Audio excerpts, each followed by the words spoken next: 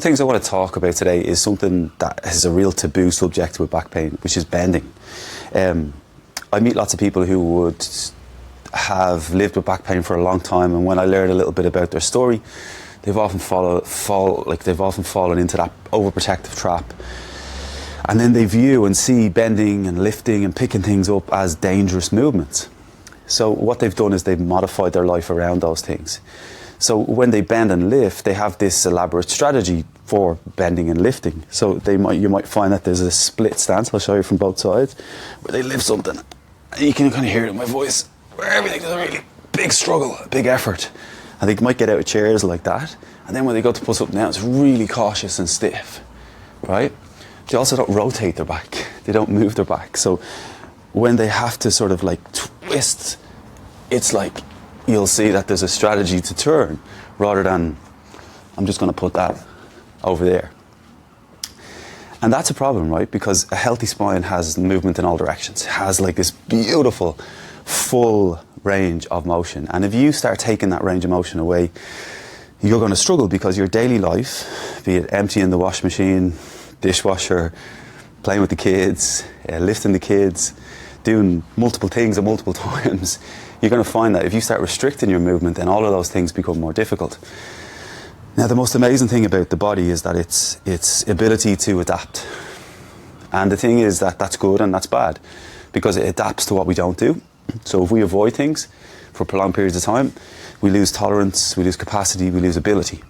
So if I don't bend my back for a long period of time, and then all of a sudden something demands that I have to bend my back, so, say I have to catch my child or something, and then my back goes, there's this self-fulfilling thing where we go, oh, see, my back is weak.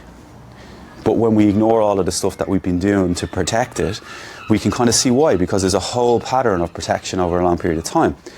And so that pattern of protection then has meant that our back is weaker, it's less conditioned, it doesn't do that movement very often. So when suddenly I have to, it doesn't work so well, because I'm not practicing that stuff. And life is practice, and movement is practice, and the more we stop, the more we lose. And it's a really basic, simple principle. But the more we do, and the gradual nature we build something up, we can restore our ability to do all of these things.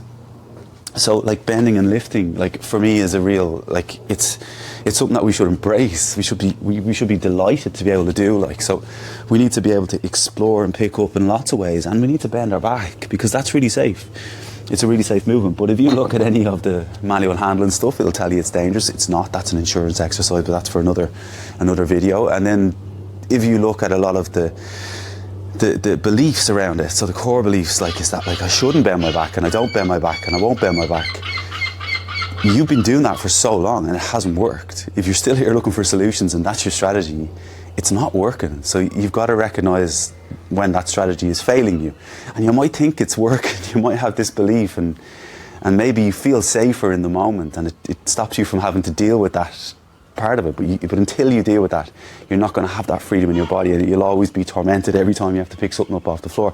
But it's so safe to move, like, and it's interesting, because like with a back, like, we have this belief that it's bad and dangerous. But like, if someone said to you, like, with your arm, like, you can only move it in a certain way but to a certain degree, like, you tell them it was crazy. But with our backs, we have this belief, and it's built up in society over years, where we sort of feel that bending and lifting is dangerous. But one of the things that can really change that is just practicing.